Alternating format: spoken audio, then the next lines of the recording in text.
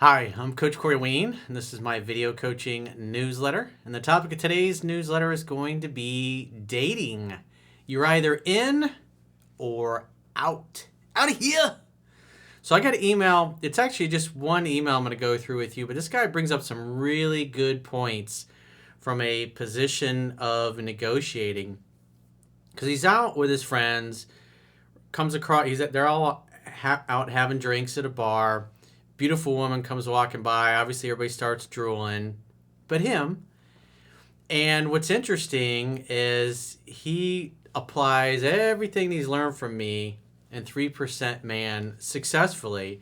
And so this girl that everybody in the bar is giving attention to, and who he later finds out is a pretty big Instagram model as well. So she's just got, I mean, you can imagine thousands and thousands of thirsty dudes giving her attention all day long.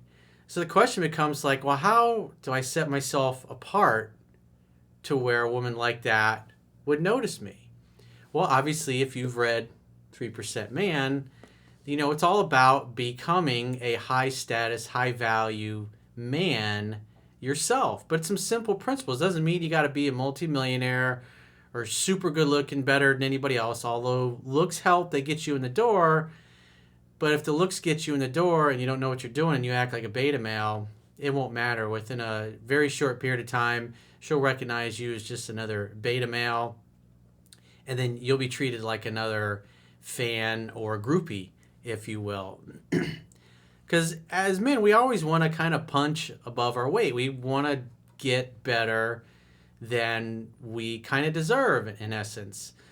And if you've ever had the experience like the ones I've written about in my book, where you're out on a date, you're with your girlfriend, or maybe you're just on a date, and then people look at you and they look at your date, and then they look back at you again. They're like, "What's she doing with that guy? She's so much better looking." It's such a great feeling to be out in the world and you have an absolute smoke show hanging on your arm, and everybody's looking at you like, "How the fuck did that dude get her?" It's like, what? That doesn't compute. That's not right. Well, it's all about the mindset. Because if you look at life, I mean, we're all surrounded by mostly mediocre people, the 97% crowd. Because the reality is, like Wayne Dyer says, it's never crowded along the extra mile. Most men and women are not going to do what it takes to reach their full potential. They don't have the internal strength, the mental strength, the physical strength, and the belief in themselves that it requires. Because when you go for the things that you want in life, it takes a long time. You have to really develop yourself and spend a lot of time. And for me personally, I like dating other successful women that I admire, women that have accomplished things on their own. And when I look at the overall theme of that, typically what I see is women that come from successful families, especially where they have a high achieving father and the mother's also high achieving. They're just naturally going to be more intelligent, more driven, more focused, more motivated than the average person is going to be. And those kind of women, they want to date top tier guys as well. Guys that they don't necessarily have to be the best looking dude around, but they have to believe in themselves and have a level of confidence. And they have to show up in life and go for things that just most people are not willing to do. And so what you're going to see here is like this guy walks in and he just acts like a top tier guy. And he gets great results with it. And this particular woman, she really tests the hell out of him. She offers him her Instagram handle and some of her other social media instead of the phone number when he asks for her phone number. And he just handles it beautifully. And so really it's a mindset. You don't have to be a multimillionaire. You don't have to be super successful. The idea is be in relatively decent shape, take care of your body, do all the things that you can to make yourself attractive. But when you're interacting with other people, whether it's negotiating for a new job or negotiating a pay raise or a salary, or like in this particular case, this guy's just trying to get the girl's phone number. But because she's got so much attention, wherever she goes, she's used to it. she's used to almost 100% of the guys that she encounters just being total beta males and being compliant to her wishes and tests of their strength. And when you love yourself and value yourself and you know your worth, and somebody tries to do this, tries to jerk you around, you're going to respond like somebody who has lots of choices and lots of options.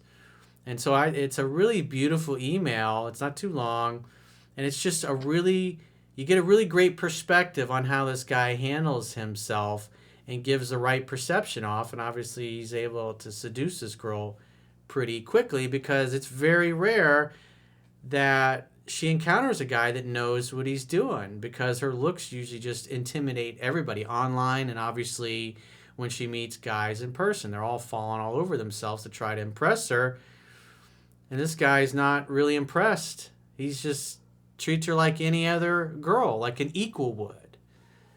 So I've got a quote that I wrote, and then we'll go through the guy's email. And the quote says, "In a negotiation, the person who has more to lose is always in the weaker position of leverage. When it comes to dating, high-value men can set themselves apart from low-value men by developing their physique, being healthy, and focusing on their mission and purpose in life so they can reach their full potential.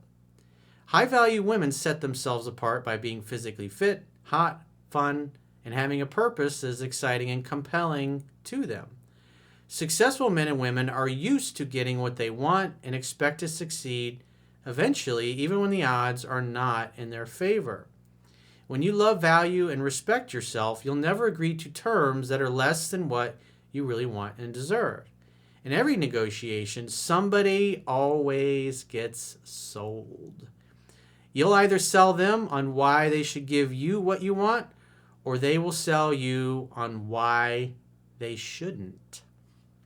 And obviously you're going to see this guy, she really goes at him pretty hard, and it's impressive the way he responds to her. Now, guys that don't often encounter really super beautiful women like this, they're going to cave thinking, oh, I don't want to screw up this opportunity. But this guy is acting like, I deserve to be here. He's acting like a 3% Club member.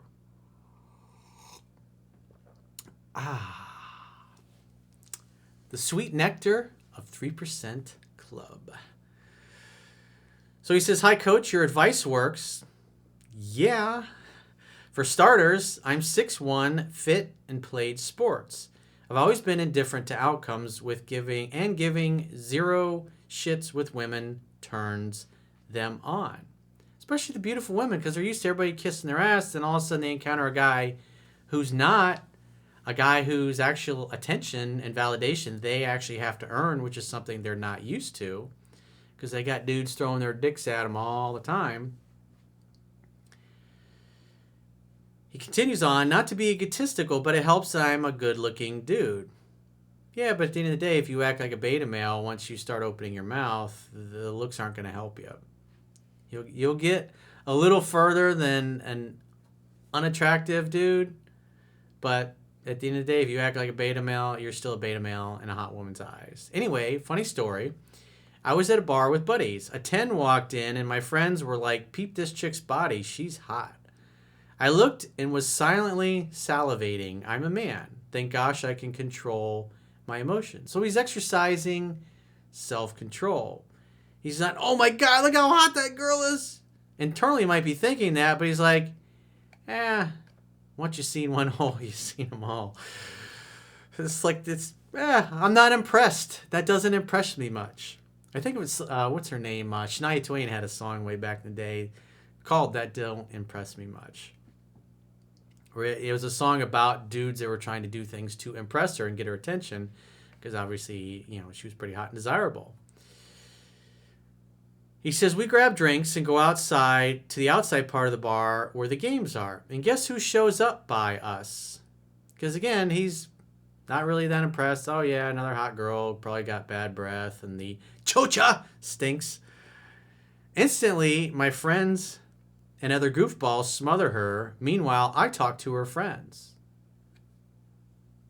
Isn't that interesting? Well, let me talk to her friends. Everybody else is drooling all over her, trying to get her attention. So let me go talk to these other girls over here. Now, a high value woman who's used to all the guys paying attention to her, and there's this dude who is like paying no attention to her, and he's actually on top of that, he's paying attention to her friends who obviously aren't, at least in her eyes, as attractive as she is. And then she's going to wonder, he's not paying attention to this? What is this? Who is this guy? Your book helped me here. I knew she hated that I didn't seem interested.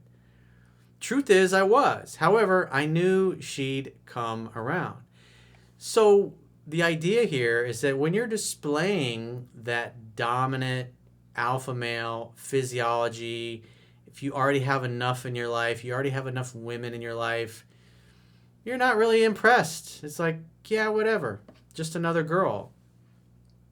And at the end of the day, if you look around and you know the stuff backwards and forwards I talk about in my book, and you understand body language, you can look around the room and realize that none of the dudes there believe in themselves and have the level of confidence that you do. Right away, you automatically know and you feel that you're the most dominant guy there.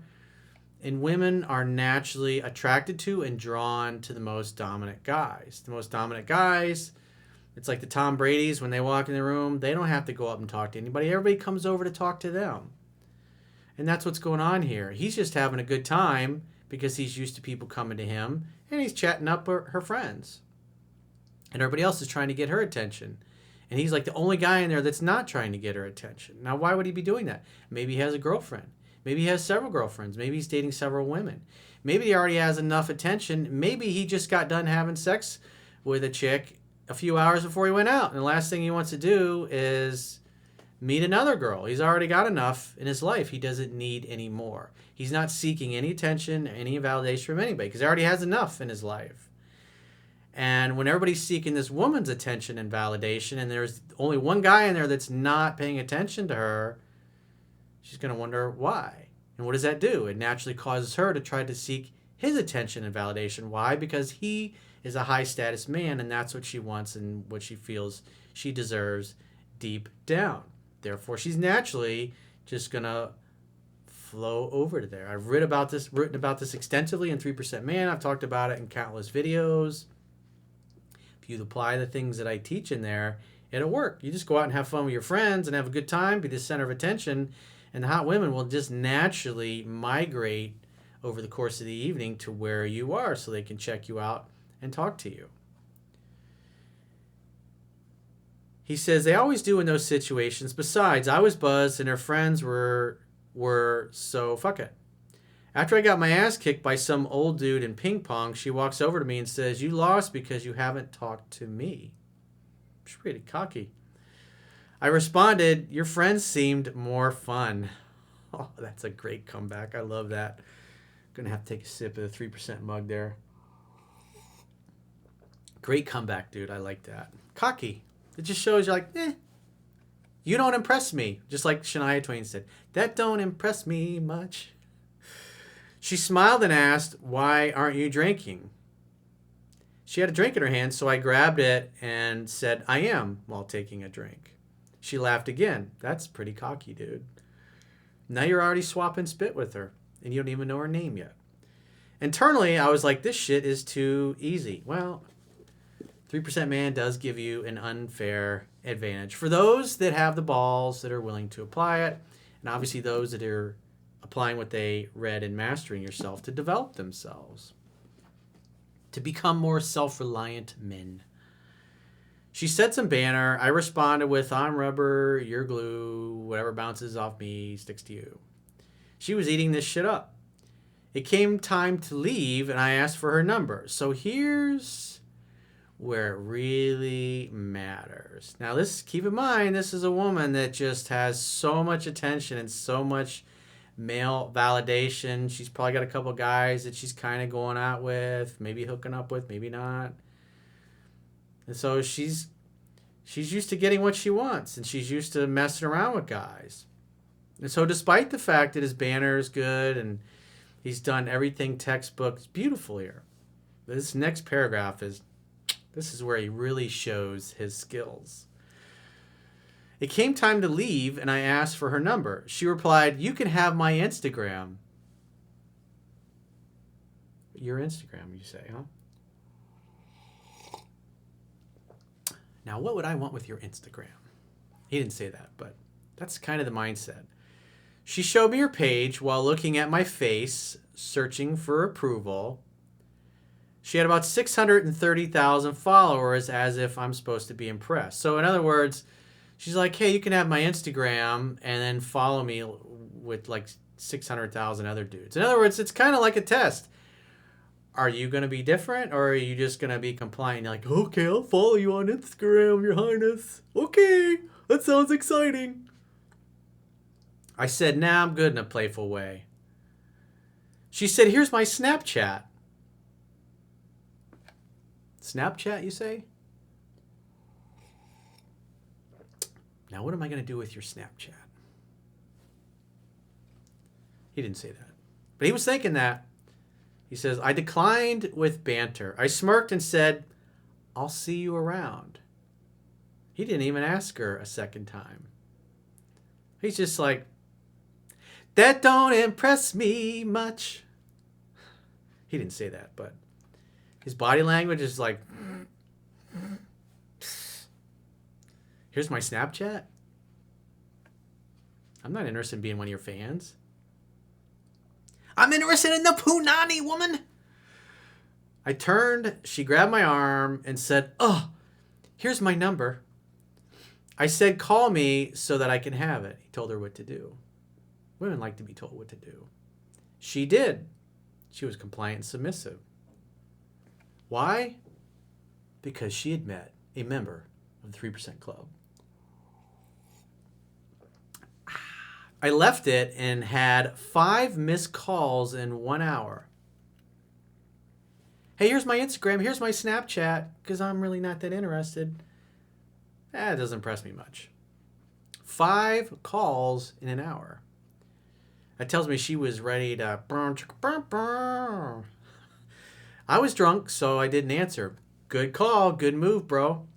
The next day, she was on her back. Long story short, I've always been a clown. Old me pulled women, but not like that. You're welcome. Your book taught me about my value and that putting anyone on a pedestal sets yourself up for failure. I just wanted to say thanks. Best regards, Bob. Isn't that a great way to start Monday? A simple success story that you can think about and contemplate on. So when you're in a situation like this and inside you're going, oh my God, this girl's so fucking hot. Can't believe how amazing the body. Oh my God. Just remember this guy. Remember how he handled it. All of life is a negotiation. You don't get what you deserve in life. You only get what you negotiate. So if you haven't read my book, 3% Man, go to understandingrelationships.com. Subscribe to the email newsletter. You can read 3% Man, and you can also read my second book, Mastering Yourself, which is a book on self-reliance, how to align your life with your true calling and reach your full potentiality. And if you'd like to talk to me personally, you'd like to get my help, maybe you got a situation you're involved in, you're dating, you're trying to date this girl and things are going sideways, you're scratching your head, maybe you're trying to figure out your purpose and your mission in life, or you just like to talk with me and bounce some ideas off me. Go to understandingrelationships.com, click the products tab at the top of your screen on any page, and book a coaching session with yours truly. Until next time, my friends in the 3% Club, which, by the way, you can get these at Teespring, in the Coach Corey Wayne store. Until next time, I will talk to you soon. Cheers.